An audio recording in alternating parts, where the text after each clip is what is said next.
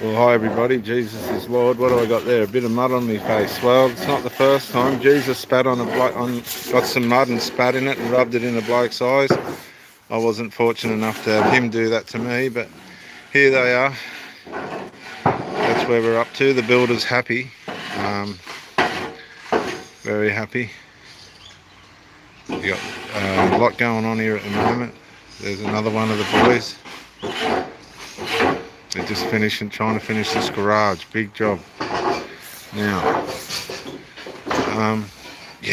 Stuart. I wonder if Stuart the evangelist is all right. The JW he unwitnesses the cart people. I wonder how he's going. Hi, Venora. This is Australia, Venora. I'll just show you where I am. There we are. There's a sailing boat right out there. I'll see if I can zoom in on it. Look at that. It's 9:30 in the morning here, Venora. I tell you, Australia, I don't know if you've been here or not, but it's a beautiful place. It's getting too expensive to live. Now, back to the thing. I wonder if Stuart's all right, viewers. Do you think he's all right? He hasn't posted since that, since those two. Oh, did you did it? Got your bell notification. Isn't that wonderful? Hi, Venora. Hi, Venora. That's a wave, especially for you. Now, I'm going to show you what we've done.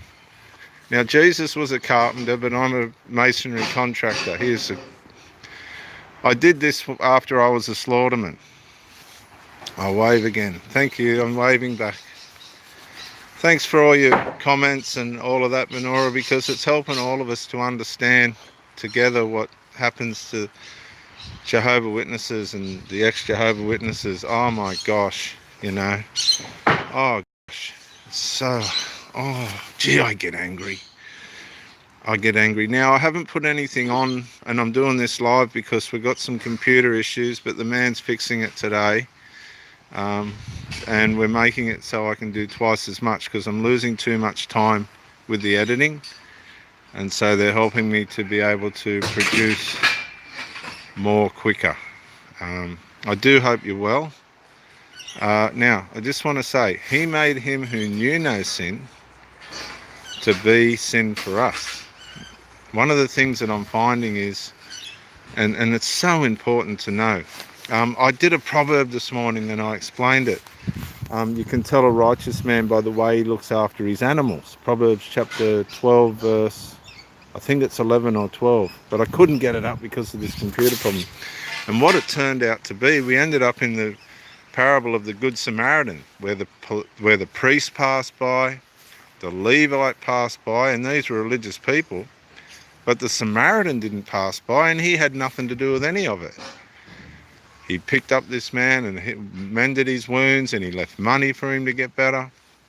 Sometimes, right, and this is what we've got to understand from Romans 7, and the Apostle Paul taught us because he knew, the harder you try, and I know it sounds contradictory and I know it sounds wrong, but it's not. The harder you try to make God happy or stop him from being sad, or you're thinking with that mindset instead of just being his friend, good day Lord, how you going, and just chatting to him and getting on with your life, that's when things start to go evil. And this is where the majority of religious organisations and people are falling down, because you don't have to try and make God happy or stop him from being sad. That's all been done at the cross. That's all done and fixed. What you do need to do is just have a friendship with him and get on with your life. Oh gosh, I don't know. Okay, what does your son think of your YouTube work with the ex-JWs? Well, he doesn't, he gets into it a little bit, but he's not overly interested because he grew up with me being evangelist, and he's more or less interested in other stuff, to be honest. They don't care, they laugh, because you can see through the poor old JW stuff, but they don't mind, they just laugh at me. I'm just silly old dad. Oh, I'll show you this view over here. You can't really appreciate how beautiful this is here. This is a window in the way, hang on. This is Australia at its best, I'm telling you. Now in those mountains over there in the back, there's kangaroos and koalas, and they ran the Aboriginals out. They're long gone. But the fishing here. So the priest passed by, the Levite passed by, but the Samaritan stopped and helped that guy. What the moral is behind it, and you'll see it when I get it up, and I do apologise. Oh gee, I couldn't get that video up this morning. That's nice, right on the water. Is this a home for you or someone else? Someone else, Fenora. I'm just doing it to show the sun how there's no money in this. There's more money in insurance work. We'll get there, but there's not much profit in it. And I thought that was wonderful. That was you, Venora, that talked about how to use the phrase, and I asked you what it meant about foresight before you take on contracts and that.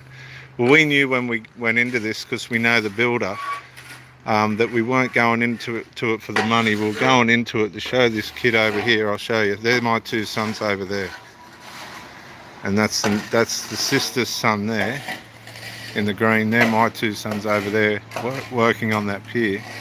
Critical path. That's right. I thought that was brilliant. I thought that critical path was absolutely brilliant. Absolutely brilliant. And it's exactly what tradies need to know. A lot of them over here, they're so silly, they only do it for their drinking money. So what we learnt was the Samaritan didn't have religion at all. And I'll tell you what that meant.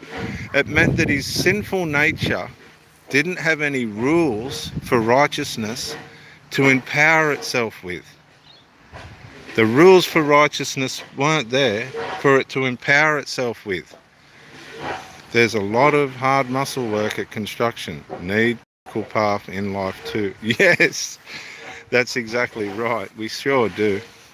So the Samaritan didn't have anything empowering his sinful nature. He was in sin, right?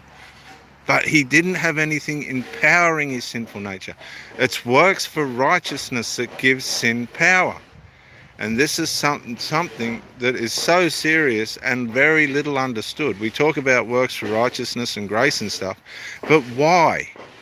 It's because we go evil. We bend towards evil when we think we can make God happy or stop him from being sad. So I just wanted to say hello to everyone. I'm grateful that I've got someone to talk to be honest. I've got some good videos coming up. I think they're all right. I've got a big viewer's voice that I tried to get up this morning and couldn't get up. I'll put the song on once a week, pick a real good song and put that on. But for now, I thank you. Thumbs up to everyone. I'm just a normal person like you, and I look forward to talking to you soon. This is Dr. JW Morrison, bricklayer, theologist, swim teacher, all that stuff. Thanks for listening, guys, and bye for now.